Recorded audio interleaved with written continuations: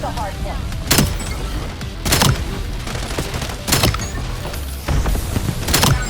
We have the orbital device. Bomb dropped.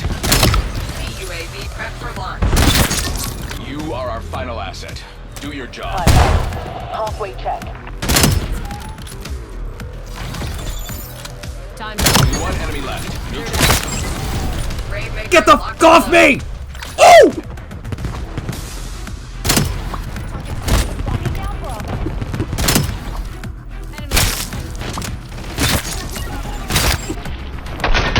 I bodied the quad head. No! What's going on, guys? It's Rage, and once again, welcome back to some more of the Black Ops 7 beta. Here for today's video, I wanted to go ahead and talk about the sniping in Black Ops 7, go ahead, show off my classes, just talk about it. But before we go ahead and jump into that, I wanted to let you guys know that officially earlier today, Rxqe did confirm that the beta is now extended for one more day. It's now running until Thursday at noon. Earlier today on Monday, when they had the update here for the beta, they added the new map Toshin, and with that as well, Rxqe again did confirm that the beta is going to be running for an additional 24 hours. It's supposed to be ending at noon Eastern, 9 a.m. Pacific, 5 p.m. UK, 6 p.m. EU, and at that same time as well, that's when Black Ops 6 Season 6 is supposed to get going as well. I'm not exactly sure of all of the details on this just yet because I don't believe it's been posted, but at that time, again, BO6 Season 6 is supposed to get going, as well as The Haunting of Verdansk. So for those of you guys that still may have not checked out the beta and still want to go ahead and jump into it, you now have an extra day to do so. Now, I showed this off to you guys in my very first Black Ops 7 beta video, but now I wanted to go ahead and talk just a little bit more about the attachments that I've currently got going here on the VS Recon, the DSR. I'm really not gonna lie to you guys, it does kind of feel like deja vu all over again. I feel like the DSR is just really slow in this game. Initially, I was running some different attachments and kind of taking away a little bit of ADS, but now at this point in time, I'm just kind of full sending on the full ADS build here. So to go ahead and start it off, I was initially using the VS762 brake, which I do still think is a very good option to use, but I recently switched it over to the Titan R762 compensator. Reason being is because it helps out a lot with shooting the weapon while you're just omni-moving here within BO7, mostly for the sliding and jumping hipfire spreads. That would pair really well with the Strelic laser. I'll get into that here in a little bit,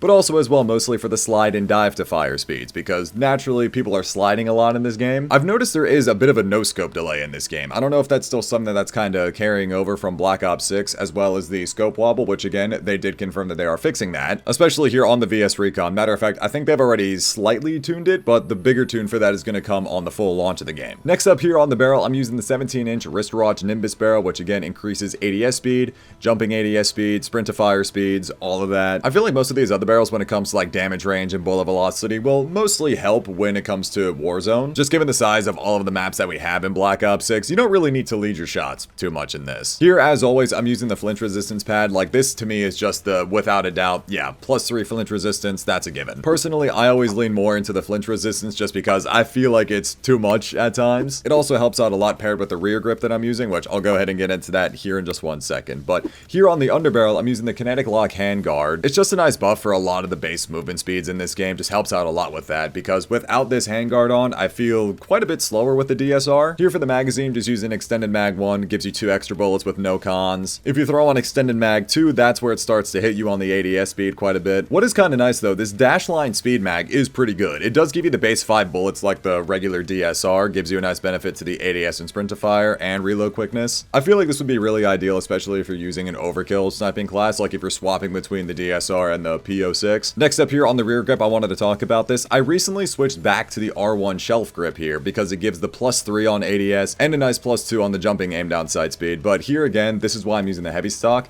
because it takes away 2 flinch resistance. You still have that 1 extra point of flinch resistance on the heavy pad as compared to the Raider pad, as it would just kind of cancel each other out with 2 flinch resistance. Initially though, I was really trying out the Kinesis grip because again, it helps out a lot with these dive and slide to fire speeds. Jumping aim down sight's pretty good. It's a +2 on the ADS, -1 on flinch resistance. This is a really good one, but I've just been trying to lean more into the as fast as you can possibly ADS this thing. This one is definitely a more balanced grip, and I feel like might be, in most cases, the better one to use. Over here on the laser, I'm currently using the handling laser, 1 milliwatt instinct laser for again +2 ADS and sprint to fire. Of course, Strelic laser, absolute game changer. Strelic laser is a great alternative. It's amazing for pop shot. one-shotting. But because, again, what I've been trying to do is really just get my scope up and actually finish the ADS, that's why I went back to this 1 milliwatt instinct for now. And lastly, of course, I feel like I don't even need to explain this, but the rapid fire bolt. Now, next up over here on the XR3 Ion, the PO6 from Black Ops 3, I'm really not gonna lie to you guys, I haven't spent a whole lot of time using this, not because it's bad, it's just because I really do prefer using bolt actions. Usually what I've been doing though is switching out between the optic and the muzzle. Like here, the Rxqe 7X scope, this is a really good one to use. I like using that one. If I'm not using the scope though, I was recently using the muzzle brake on it, which again just kind of helps out a lot with the kick reset speeds, vertical recoil control. It's basically the same kind of setup as the VSR. Go ahead, use the short barrel for again that ADS speed. Definitely using the mobility handguard because again, when you're using the snipers in this game, they feel really heavy. You move a lot slower with them. Over here on the magazine, again, just using extended mag 1.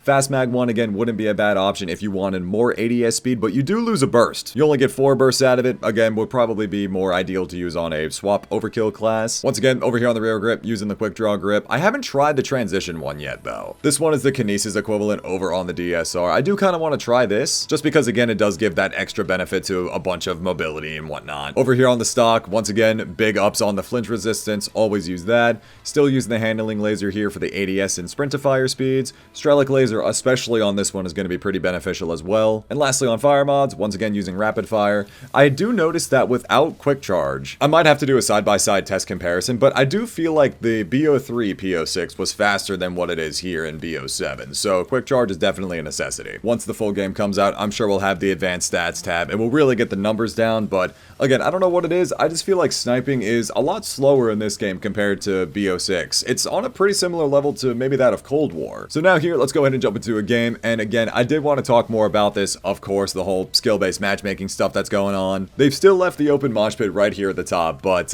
yesterday, they did get rid of open search and destroy. I don't know if they're going to bring that back today on Tuesday, but yeah, a lot of people were not happy about this, as you can imagine. Before everybody starts to freak out about it, the guy Mad Scrons had already responded to some tweets saying that the reason why they did it was to just get more data feedback on it. I'm still really hoping that when the time comes for the full launch of this game, that the Ghost of Hope's tweet still comes to fruition, that open mosh pit is going to be an option on launch. I think we already flipped spawns, just ran to the other side of the map, couldn't find anybody. Yeah, I guess they are over here. So this map here though, Toshin, I was really excited to play this map just because it's that Japanese city center map. And I'm not gonna lie, for what it's worth, I feel like playing this map is just, it's not hitting as hard as I thought it would. I feel like there's just something with the way the map layout is, because looking at this map here, it's more of a 2-lane map. I'd say so far this map definitely plays the best in domination. Tried it a few times in hardpoint, and it's pretty alright, but just not as good as I thought it was gonna be. I don't know, maybe I just gotta get used to it again, but this map just has very interesting flow. You got this train station here at the top of the map that just kind of feels oddly disconnected, but I've also noticed here that a lot of people try to go through the vents like it's Among Us. Especially when playing hardpoint, it's like, dude, I'm having such a hard time trying to find people, but they're just hiding in the vents. Or just kind of posted up in the window like this. I mean,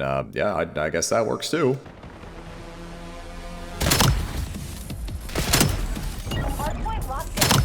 So that's what I'm talking about. It's moments like that where I feel like it's just better to actually commit to the ADS speed. Nice! Ran around the corner, got smacked in a collapse. I love volleyball. Now, also another thing that I wanted to mention, I've been messing more with my sensitivity in this game. Dude, everybody's getting ripped up in this game right now. Oh my god. This is like the 3rd person I've seen being taken hostage.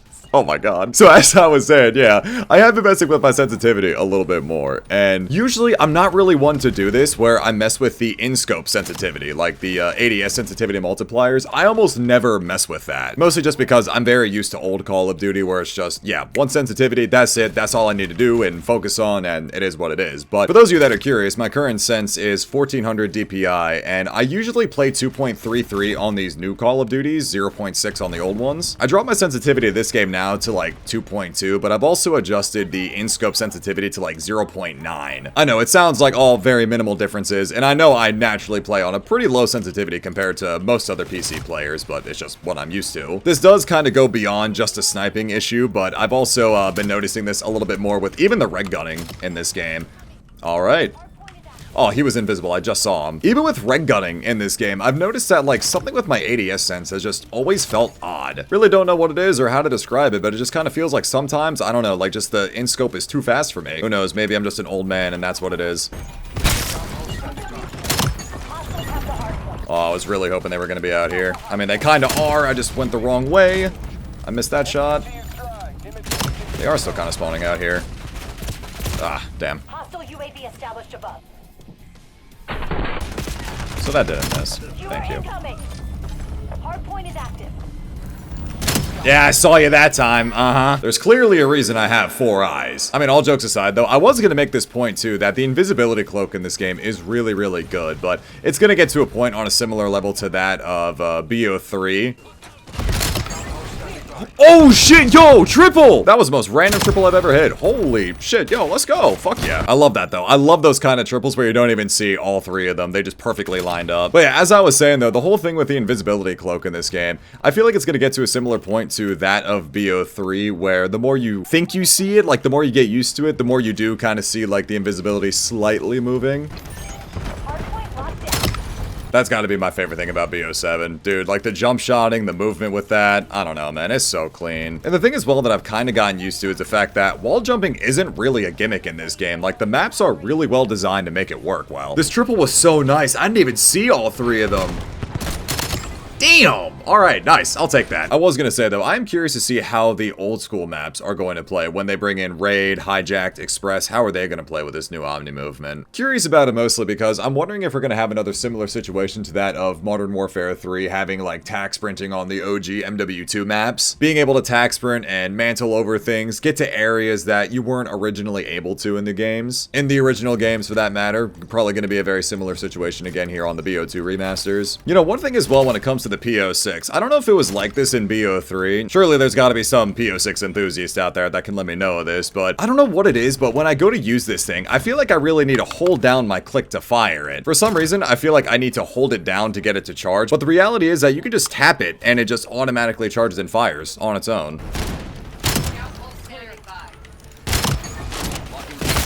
Oh, brother. Yeah, that did not go over very well. C-Trap on this map is crazy.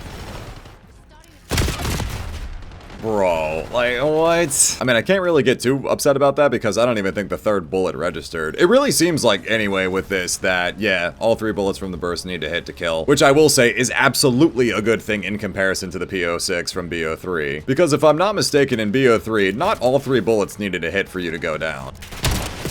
Oh, man, yeah, it definitely seems like all 3 need to hit, and you need to hit them high enough. I know I'm not great with this thing, but at the same time, though, I also really wouldn't mind if it is kind of nerfed back from BO3. Never really played a lot of Black Ops 3 in its prime just because I was a big hater of BO3 at the time. It wasn't until recently, like 2022, 2023, where I was playing a lot of Black Ops 3 on the Boy client. Also, on top of that, playing it on Steam as well, and yeah, dude, the PO6, unbelievably obnoxious in that game, so if it is nerfed, I'm cool with that. I know it's a skill issue for me right now. I know I'm not great with it, but that's fine. If I really want to, I am down for the challenge of trying to get better with this thing. BO3 though, nah, I don't know. PO6 ELO, absolute cornball festivities. I'm not doing that. Even though I wasn't the biggest fan of it, obviously, in BO3. I'm not gonna lie. I really do think it's a cool thing that they did bring it into Black Ops 7 here. It does kind of fit the time frame well, and it's one of those, like, rare Black Ops weapons that's never come back. But as far as my overall opinions on sniping in this game, like, it is pretty slow. It definitely does take a while to, like, get the attachments that you need. Granted, it's nice that we've had double weapon XP going the entire time. And zombies as well. I don't even think I've mentioned this, but zombies is really good for weapon XP if you're still trying to get your snipers leveled up in the first place. It is absolutely crucial to have those ADS attachments on it. Still really nice to see that you don't need FMJ to hit triples anyway, so that's nice. For what they're worth, they are on the slower side, and naturally with the very fast TTK in this game, I know there's always going to be a debate about how snipers are supposed to be balanced in this kind of way. With the way the TTK is right now, they could use a bit of an ADS buff, but I also do know, to be fair, that Treyarch have definitely talked about adjusting the TTK, so maybe it'll be slower on launch of the game, and maybe the snipers will be a little bit more balanced with their ADS to match the TTK, because I know that's usually the big thing that a lot of people talk about is the comparison of TTK to ADS when you're using one-hit kill weapons like a sniper. What I'm wondering, though, is that what's going to be that middle ground sniper, because the VSR is definitely like the heavy-hitting, you know, slower bolt action, so